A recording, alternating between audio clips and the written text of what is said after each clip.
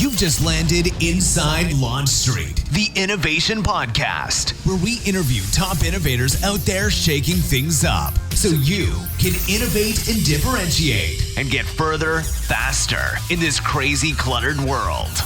And now, innovation thought leader and your Superfly host, Tamara Kleinberg.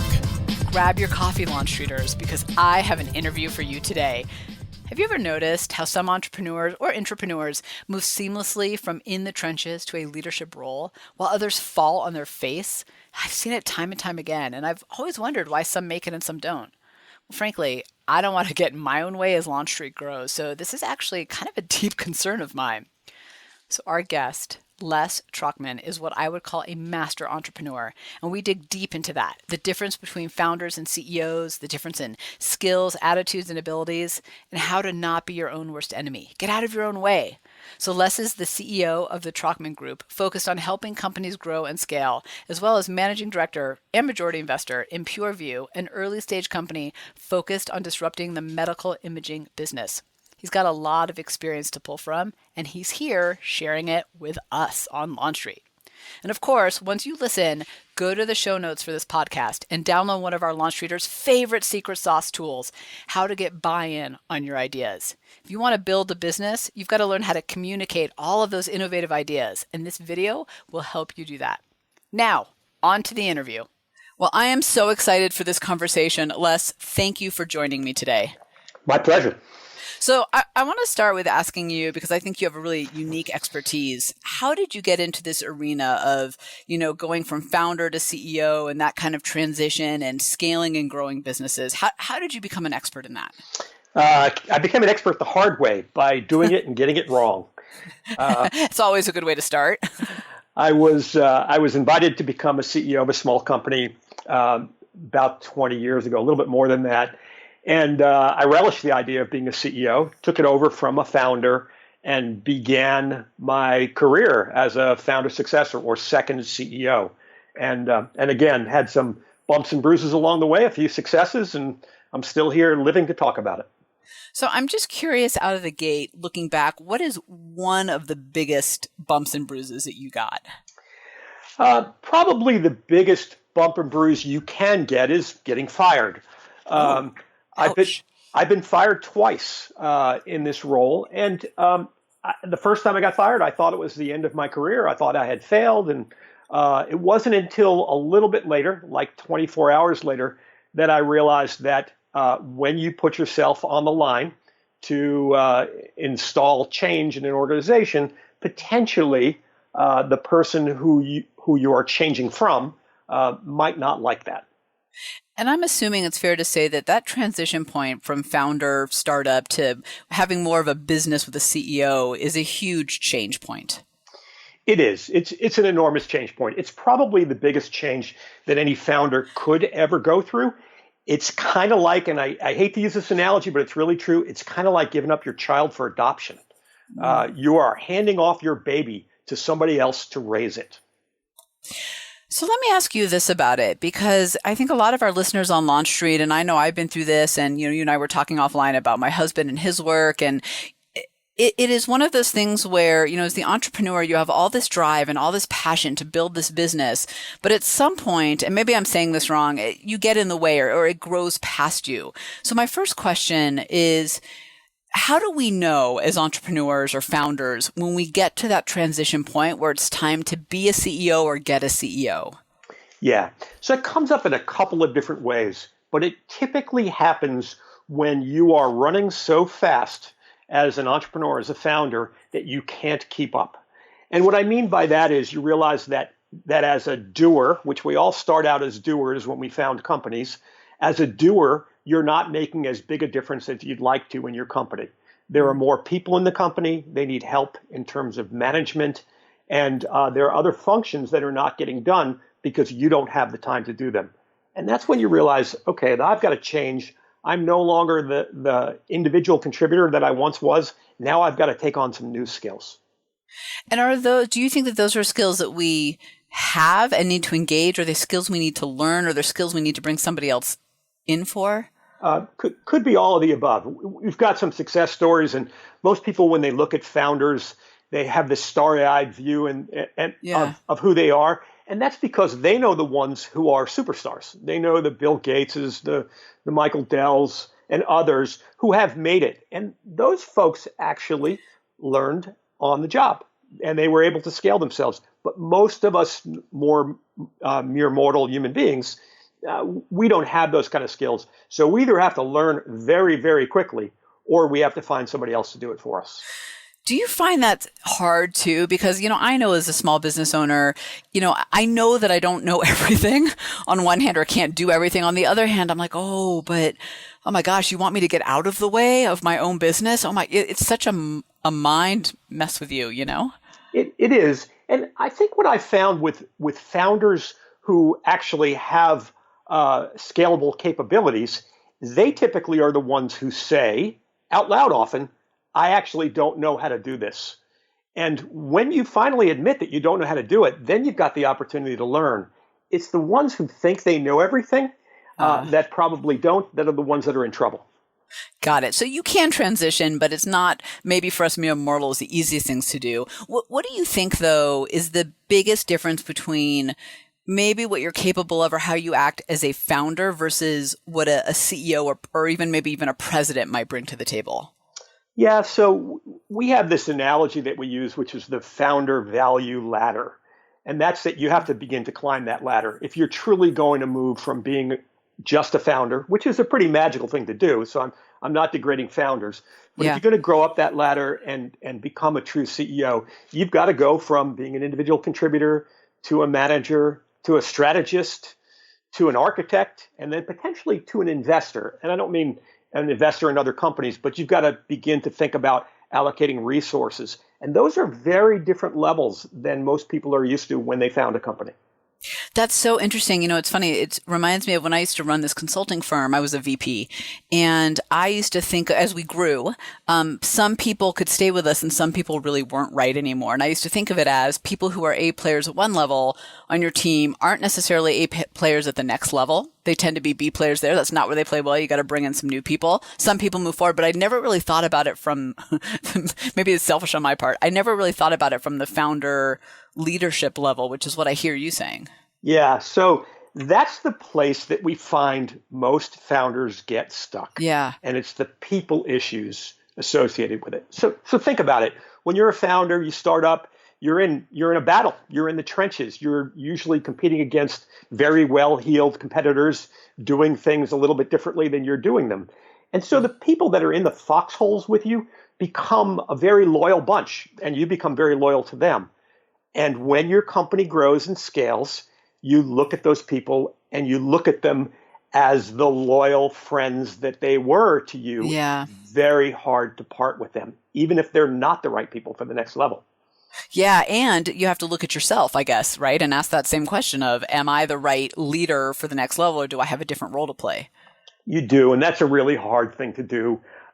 We tend to use the analogy, and this sometimes helps founders understand this, but look at yourself objectively and say, if you had a boss today, would they hire you as the optimal person to do your job as CEO? That's probably a no. This feels very humbling, Les, I have to admit. I'm like, oh no, I might need to bring somebody in. So you wrote the book, Don't F It Up. I love the name, by the way. How founders and their successors can avoid the cliches that inhibit growth. So in your experience, and we've been talking a little bit about this, but maybe from the book too, what are some of those ways that we as the founders, become our own worst enemies as the business grows and scales? Yeah. So the title is very important. So the don't F it up part of it is, that's in fact what a founder said to me when I took over the role from him. This was a couple of hundred. That's motivational. Well, this is a couple of $100 million company. And he said it to me, and he was a good friend of mine. And I understood what he was saying. But underlying that is don't take undue risks. Don't try things that might fail. Don't do those. And that's exactly the opposite of what you really want to instill in your employees, right? You want them to take calculated risks, but take those risks. And even if they fail, that's okay. But founders, because they've been through this uphill battle, they get a little gun shy about allowing somebody else who might not do as well as they did to take those kind of risks. So does that really then inhibit the growth? Because ultimately you're put in a catch-22, aren't you? If you're now the CEO or the moving into the president role, if you're told, okay, don't do what I did that actually made this company successful, please don't do anything actually, because it might hurt the company. So you hit the nail on the head. And that's probably the reason why twice I failed at doing this, because I tried to do things that needed to be done, but they were a little too risky for the founder, at least their appetite at that time. But that's exactly right. So you're asking somebody to come into the job that you had where you risked it all to start this company, and you're saying, but don't do that anymore. And we've got a long list of companies that have actually abided by that, right? So you got the Kodaks of the world who stopped innovating, or at least they stopped listening to their innovators. That really hindered their ability to take it to the next step. And then you've got the Netflixes of the world who got laughed at Blockbuster because Blockbuster said, hey, we're not going to do that. So it's that lack of willingness to take risks or to truly to innovate that can kill anybody. You know, for LaunchStreeters out there listening, I want you as entrepreneurs and founders to just take a pause and a deep breath, because Les, what I'm hearing you say is actually gives me a bit of a sense of relief, which is, okay, I've risked it all. I'm the founder. I'm in the trenches. I am good here. I'm really good here. But wow, it gives me a little bit of a sense of a relief to know that when it gets bigger and a little bit out of my realm and to the place where, frankly, I don't want to manage day to day. I want to be the creator. That's what I'm good at, that I can actually bring somebody else in to do that. You know, that's a really important point. So what we try to do is get founders to realize it's not because they're bad that they can't get to the next level. It's because they're good that they can't get to the next level. It's a very different challenge. The role of being a CEO of a scalable or a scaling company is way more mundane than the role of being a founder. It's not as much fun. And so it is not necessarily a game that everybody should play. So let's talk a little bit about scaling, because I think, for many businesses out there, one of the biggest bottlenecks that I often see, is particularly with, more innovative companies that are trying to shake things up, is the ability to scale and grow. So, and I know that your company focuses on helping companies do just that. So if I'm in the early stage, what are the things that I need to absolutely make sure I'm doing, putting in place, maybe even thinking about, so that I can actually scale the business? Yeah. So this is where we all get into ruts. So we do something really hard, start a business, and we figured out how we got successful, and we keep doing that, which is what human beings do. We like that success. We crave that. The problem with that is everything around us is changing. And so in order to scale, what you have to get in the habit of doing is questioning everything all the time. And in fact, I worked in a pretty big company, and I started questioning everything, asking why we did certain things. And I found deep down in the bowels of the company that we had somebody in order entry that with a highlighter went through every line item of every contract that we had to make sure that it was correct. And she was going through, 20 or 30 highlighters a year doing this. And I said, why are we doing this? She said, well, because the salespeople sometimes make mistakes. And I said, well, why don't we fix that as opposed to having you go through every one of these line items of the hundreds of contracts that we had? But it's the way we did things, and nobody questioned that. So will you give us some advice on LaunchStreet on how to ask the right questions? Because I think, I loved your example just now with the highlighters, and all I'm thinking is I need to go to Costco and buy like a package of highlighters. But, it's very easy to look at that. Let's just stay on your example and say, oh, okay, we need a box of highlighters and she needs better lighting and we just need a better system to get our contracts faster.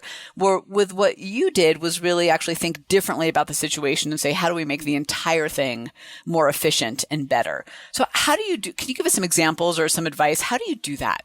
I think it's as simple as asking the underlying why question. And there's an author that got very rich on doing the start with why as a question.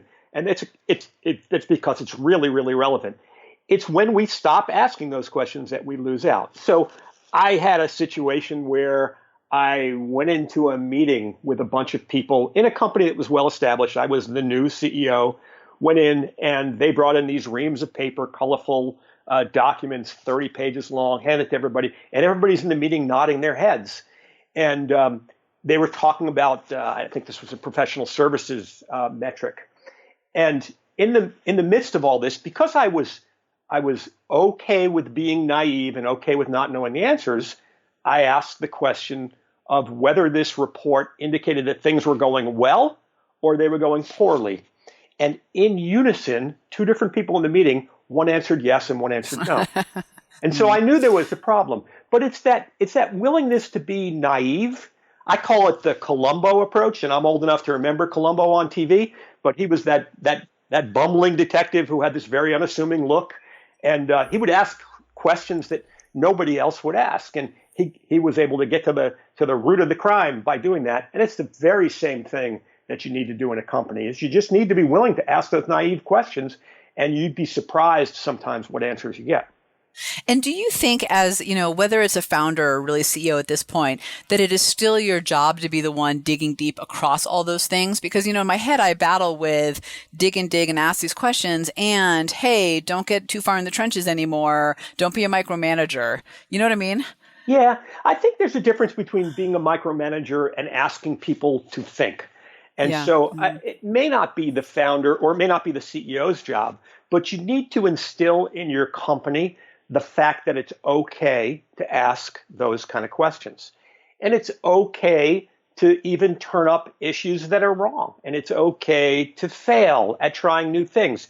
If you instill that as a culture in your company, then it's not you doing it every day. And when that happens, then the flywheel starts turning and you start making progress. Asking people to think. What a great shift on asking questions. I love that, because that is the culture that we want. To your point about scaling and that being about constantly asking questions and making things, better and improving, people need to think in order to do that. They do.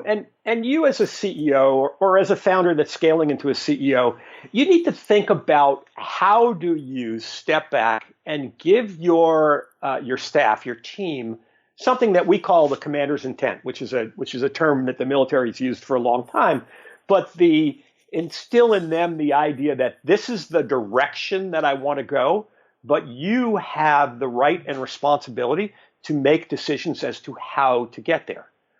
In military parlance, we always say that no strategy survives encounter with the enemy, and that's what you have to remember as a CEO or as a founder scaling to be a CEO, because your people are going to get stuck without you there, and they're going to have to make some decisions, and you want them to be able to do that.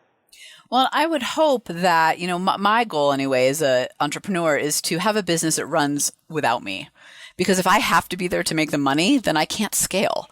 Yes. So, there's this catch-22 of it needs me, but it really shouldn't need me. It's got to be, people need to be able to do their jobs when I'm not in the building. They do. And I think one of the ways you measure yourself as whether you're able to scale is how much are you really needed on a day-to-day basis. We encourage founders to take vacations to places that don't have good cell service, and then come back and see what happens. What's really hard is going without your laptop and then realizing everything happened without me. Nothing went horribly wrong. Oh no.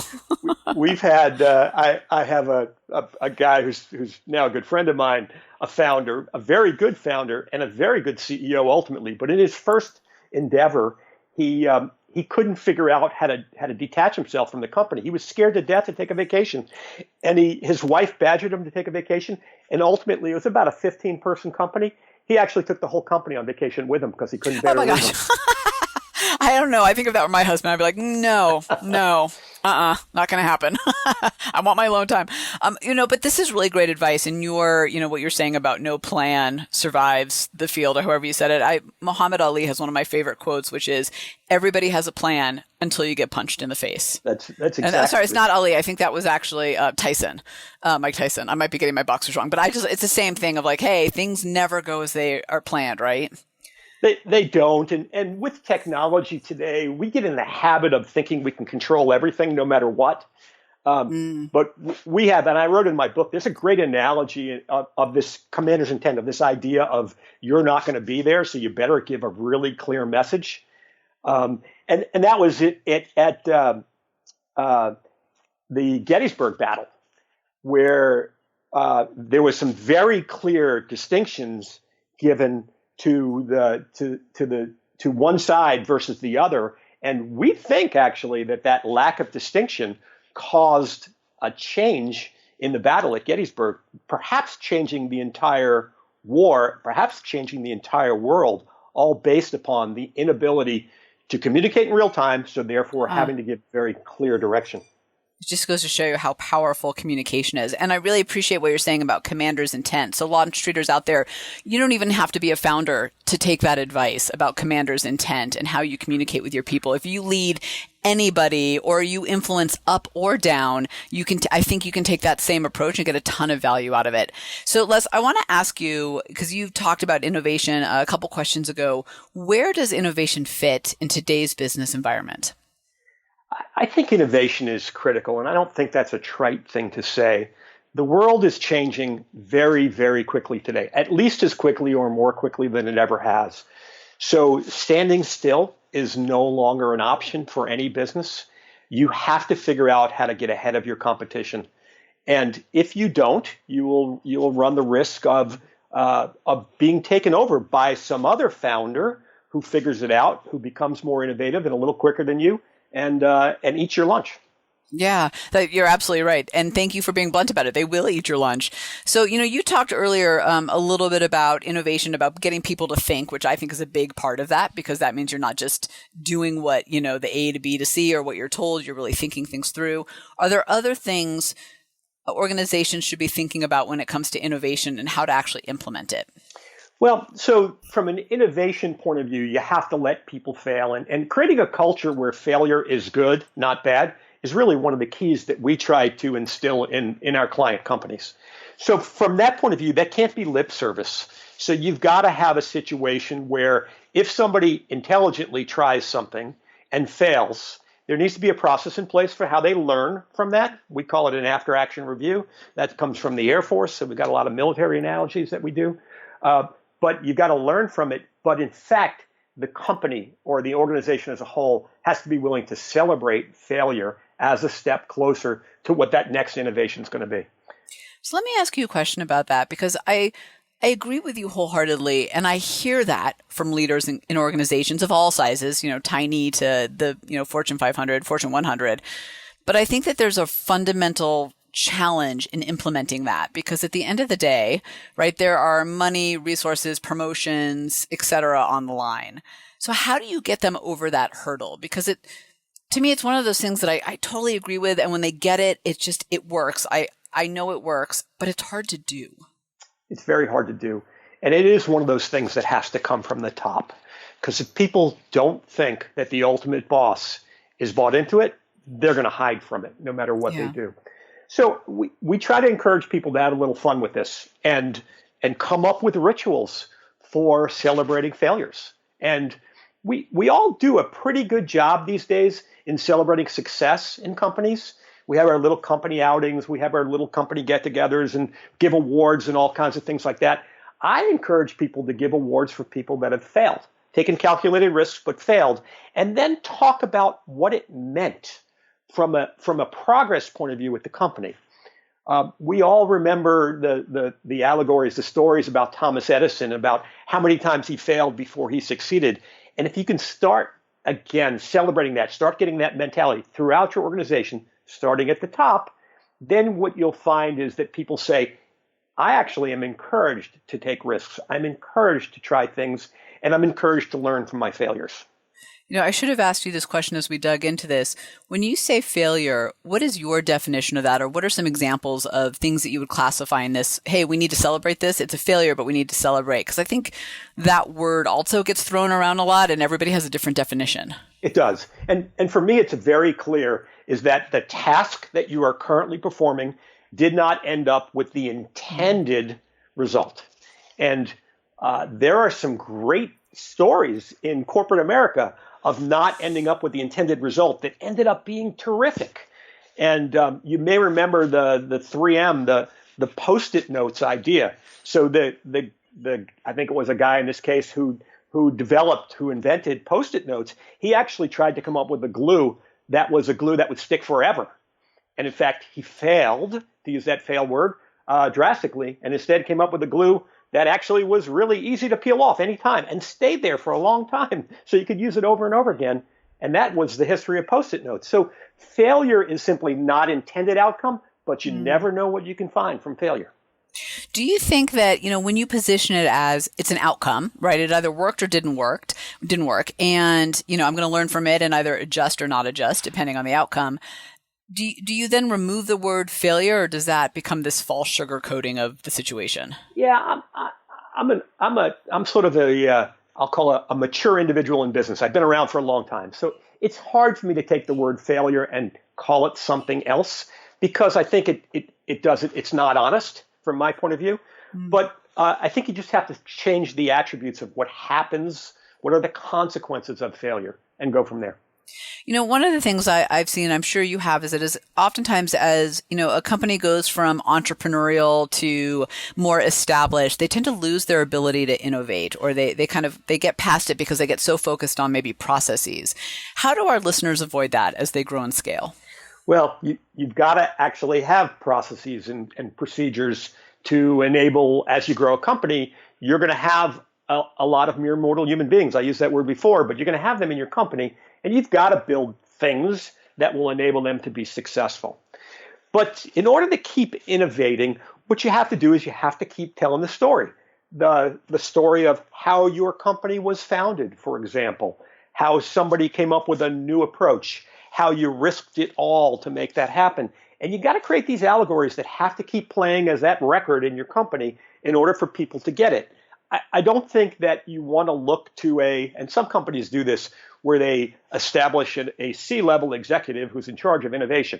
Yeah. I think unless it's part of your overall culture, unless everybody in their jobs is encouraged to take those risks, again, calculated risks, learn from failures, or whatever we want to reterm that as, but you got to encourage that to happen throughout the organization. Otherwise, you're going to risk having people wait for the boss to tell them what to do. So I was going to ask you a little bit of follow up on that, because I kind of smiled a little bit when you said, they bring in the chief innovation officer, or there's a special team, in the cool office, and they're responsible for innovation. When we do that, what happens? Well, we say it's not your job, and that's right. And that's the deadly piece. Right, that's right. So then, just to your point, everybody's waiting for the other people. Yes. To do it. What is one last piece of advice you'd love to give our listeners about, this transition and how to, as you say, don't F it up? Yeah, I think the piece of advice that we typically give, and I'll focus this on founders, is that you are great at something, and that great doesn't necessarily have to extend to everything that you do. So find some people that are just as good as you, or perhaps 80% as good as you. And that may be just an ego saying that they can't be as good as you. But find somebody who's almost as good as you at doing the tasks and hand those off. And measure your success by how much you can hand off rather than how much you take on. And if you do that, you'll build yourself at least the beginnings of a muscle to turn yourself into a scalable organization. Well, I'm going to start measuring myself that way. I'm not sure I'm going to get an A out of the gate. I'm not going to lie, but I like that idea of how much can I hand off. Just a quick follow-up question for you on that. How do I think about hiring then?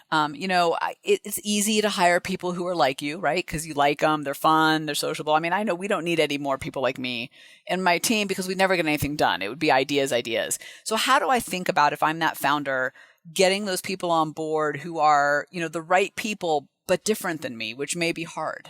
Yeah.